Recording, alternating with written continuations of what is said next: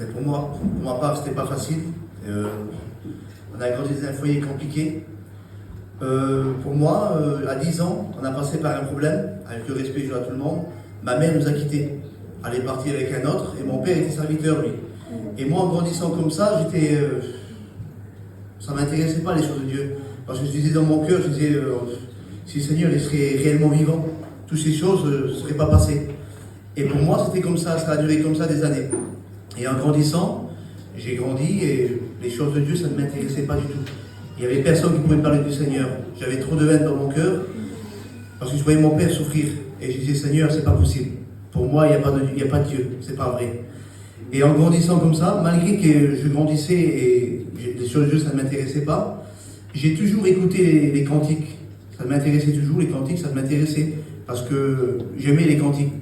Et surtout, il y avait un homme à Bordeaux, Rocky, c'est un copain à moi maintenant, j'ai toujours écouté chanter.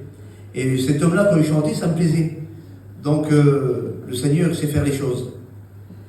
Donc, moi, ça ne m'intéressait pas les réunions. Les serviteurs, les chrétiens me parlaient des fois, je disais, je veux rien savoir. Pour moi, il n'y a pas de Dieu. Et les chrétiens, c'est des menteurs. Pour moi, c'était comme ça. Et un jour, j'étais divorcé avec ma femme, mais vraiment, ça n'allait pas. J'avais un foyer compliqué. On se laissait souvent, pas mal de fois. Il y avait toujours des disputes. On avait un foyer de misère. Et un jour, cet homme-là, Rocky, il est venu chez nous à Pau. Et quand il est venu, j'étais divorcé avec ma femme et ça faisait quelques jours qu'on s'est repris. Et je regarde sur elle, je dis, on va se mettre avec Rocky pour 15 jours de mission. Comme ça va me permettre de l'écouter chanter. Lazare des hommes, c'est le rendez-vous de Dieu. Donc, qu'est-ce que j'ai fait, moi? J'ai pris mon copine, j'ai ramassé mes affaires et je me suis mis dans cette mission. Et quand je suis rentré dans cette mission-là, 2-3 jours après, l'ennemi m'a troublé. Il me disait, tu fais quoi, toi, là? C'est pas ta place, là. Et c'est vrai, en plus, c'était pas ma place, j'étais jamais dans une réunion et jamais dans une mission. Mais je dis, bon, je vais rester quand même ici.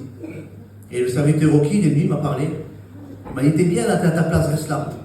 Donc j'ai resté. Et je sais pas, ça m'a attiré. Les cantiques. Je voyais les autres foyers, ils étaient bien bénis. Et moi, je voyais mon foyer, ça n'allait pas. Il n'y avait pas le Seigneur dans mon foyer. Donc j'ai fait quoi? Je suis parti avec cette mission-là. Et dans cette mission, une fois que je suis parti de chez moi, ça m'a coûté d'être en mission. Et j'ai dit, Seigneur, ça me coûte d'être ici. Donc je veux faire une expérience avec toi. Mais avant de faire l'expérience avec toi, je voudrais que ma femme se convertisse avant moi. Parce que j'ai pas envie qu'elle me suive. Et le Seigneur a écouté ma prière. Ma femme s'est convertie. Par la suite, je me suis converti moi.